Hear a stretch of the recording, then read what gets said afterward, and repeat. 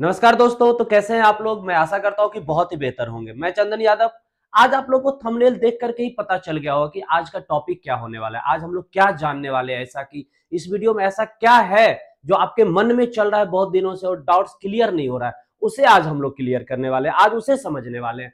तो मैं गारंटी के साथ कह सकता हूं कि आपके मन में जो आप शुरुआत करना चाह रहे हैं और आप जानना चाह रहे हैं कि हम कैसे तैयारी करें, डर और डाउट्स है, वो सारा इस वीडियो के एंड होते होते समाप्त होने वाला है। जब ये वीडियो समाप्त होगा तब तक आपका सारा डाउट्स क्लियर हो चुका होगा। देखिए, आज हम लोग बात करने वाले हैं किस पर? तो तैयारी शुरू करने वाले स्टूडेंट की मन की बात करेंगे कि तैयारी जो शुरू करना चाह रहे हैं, जो अभी अभी ताजा ताजा स्टार्ट किए हैं, तैयारी करना शुरू कर रहे हैं कि क्या पढ़े क्या नहीं पढ़े कैसे पढ़े, इसके बारे में जानने वाले हैं। तो आपके लिए ये वीडियो बहुत ही बेहतर होने वाला है। तो आइए हम लोग बात करते हैं, एक एक टॉपिक को बारीकी से समझते हैं और बढ़िया से समझते हैं। तो आप शुरू से अंत तक बने रहिए ताकि मैं गारंटी के साथ कह सकता हूं कि आपके मन के सारे डाउट्स क्लियर हो जाएंगे। तो आइए हम लोग एक टॉपिक पर बात करते हैं और अभी का जो हम लोग का जो सबसे पहले, तो आइए हम लोग अभी बात करते हैं, जानते हैं तैयारी कैसे करें, तैयारी करने का क्या तरीका होना चाहिए, किस आधार से हम अपने सिलेबस को, अपने पैटर्न को, अपने स्ट्रेटजी को तैयार करें। सीधा आए, तैयारी शुरू कर दिए, क्या तैयारी शुरू कर दिए पता ही नहीं है, कब कितने समय तक तैयारी करना है पता ही नहीं है। तो इसके बारे में जानने के लिए हमें क्या है ना कि एक स्टेप, थ्री स्टेप प्लान बनाना है। यानी 3 लेयर में प्लान होना चाहिए। जैसे कि कोई अगर सिलेबस है तो सिलेबस का एक फिक्स टाइमिंग होता है कि इतने से इतने दिनों में, जैसे कि अगर मान के लिए 8 महीने, 10 महीने, 12 महीने, एक साल में मैक्सिमम कोई भी सिलेबस खत्म हो जाएगा। तो एक साल अगर आप सिलेबस खत्म करते हैं, 6 महीना रिवीजन करते हैं, तो कुल मिला करके और उसके बाद आपको क्या करना है, मॉक लगाना है। तो ये 3 स्टेप स्ट्रेटजी बहुत ही महत्वपूर्ण स्ट्रेटजी है। इसको आज के आज एकदम से टेबल के सामने लिख करके चिपका दीजिए और इसी स्ट्रेटजी पर काम कीजिए। मैं गारंटी के साथ कह सकता हूं कि आप जल्दी से जल्दी ही सक्सेस हो जाएंगे। अब हम लोग जब जान गए कि तैयारी कैसे करना है, 3 स्टेप में पूरा स्ट्रेटजी तैयार हो गया। अब आगे हम बात करते हैं कि किस तरीके से पढ़ना है, सब्जेक्ट को कैसे समझना है।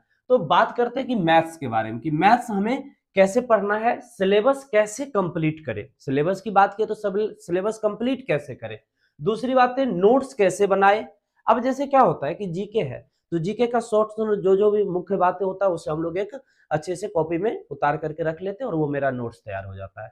लेकिन बात रहा कि गणित में सर नोट्स कैसे बनाए, तो मैं आज आप लोग को बहुत ही बेहतर बात ये बता रहा हूं कि नोट्स बनाना कैसे। आज तक ये आपको कहीं नहीं मिलेगा ये बातें, ठीक है। फिर बात करने वाले हैं कि रिवीजन कैसे करें। तो अगर हम पढ़ लिए, पूरा सिलेबस कंप्लीट हो गया, तो रिवीजन हम कैसे कर सकते हैं, ठीक है।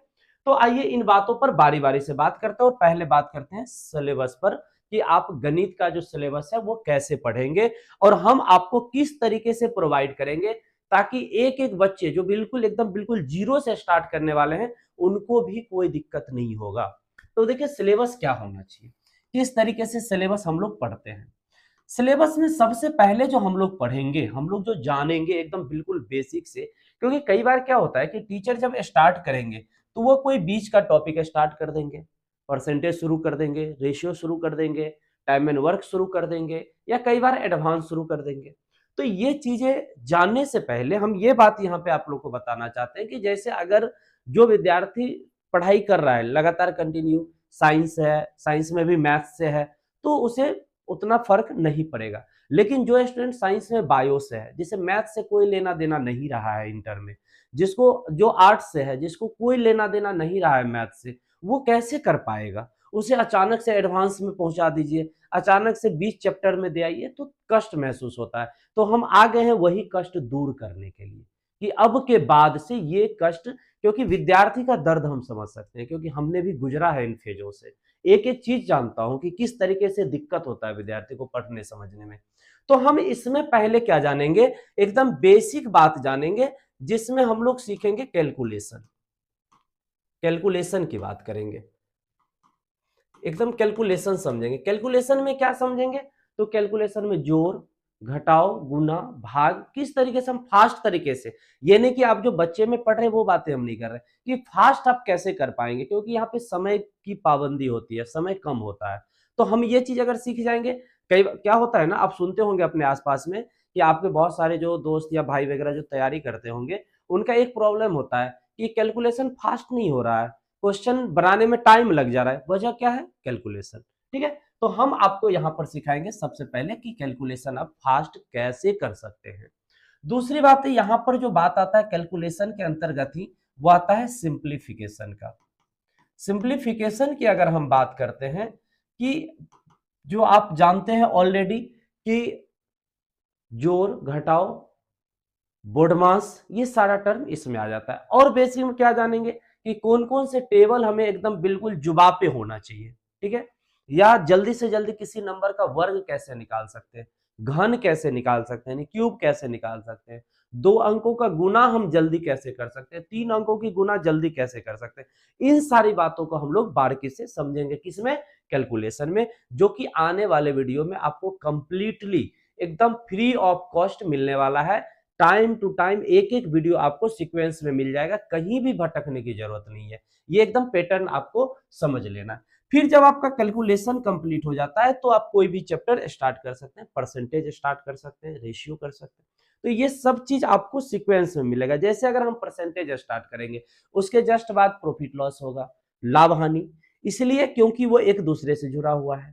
फिर बात करेंगे एसआई पर, साधारण ब्याज पर, वो भी उससे जुड़ा हुआ है। तो एक एक बंडल वाइज बंडल बना के हम लोग सिलेबस को कंप्लीट करेंगे।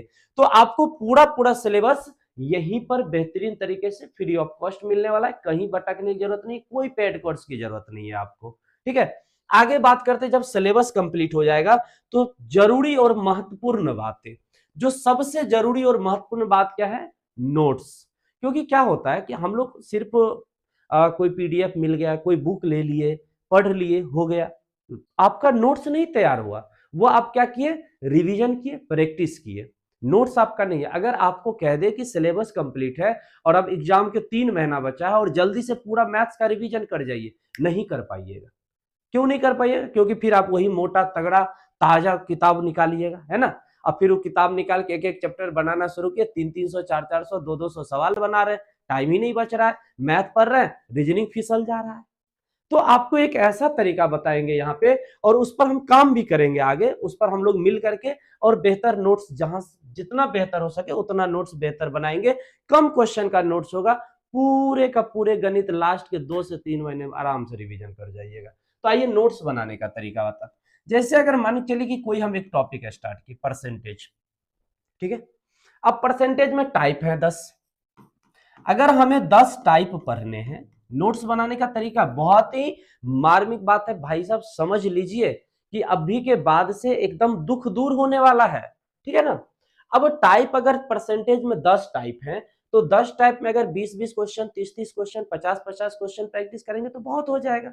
तो प्रैक्टिस शुरुआत में हमें करना है, जब चैप्टर चल रहा है प्रैक्टिस करना है, और फिर जब हमें नोट्स बनाने की बारी आएगी तो एक एक टाइप में टाइप 1 हेडिंग लगाए, और टाइप 1 में हम क्या किए, बहुत जो इसमें महत्वपूर्ण महत्वपूर्ण सवाल है उसका हम 5 क्वेश्चन का एक सेट तैयार कर लिए।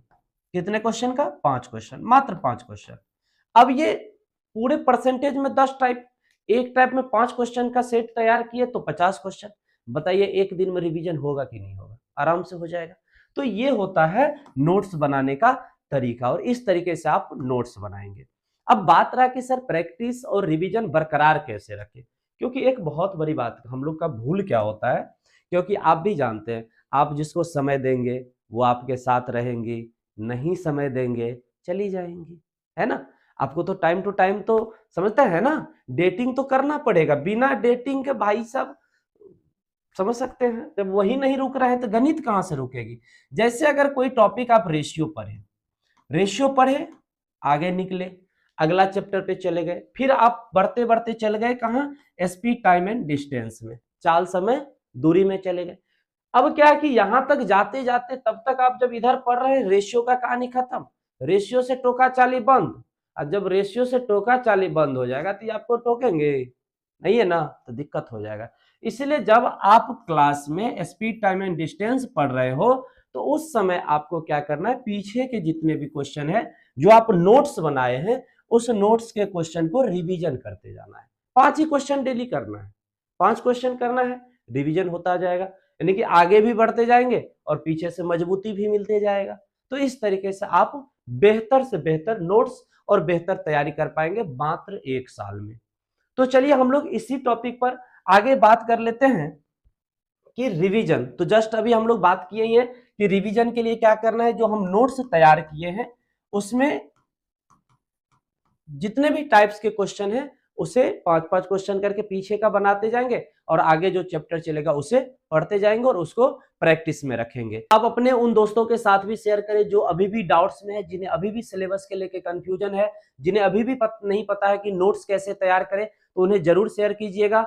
और अगर आपको ये वीडियो अच्छा लगा होगा तो लाइक, कमेंट और सब्सक्राइब जरूर कर लीजिएगा, क्योंकि आगे जितने भी वीडियो हो वो आपको जल्द से जल्द नोटिफिकेशन आपको मिले और फटाक से आप उस चीज को समझे, जाने और आगे पढ़े।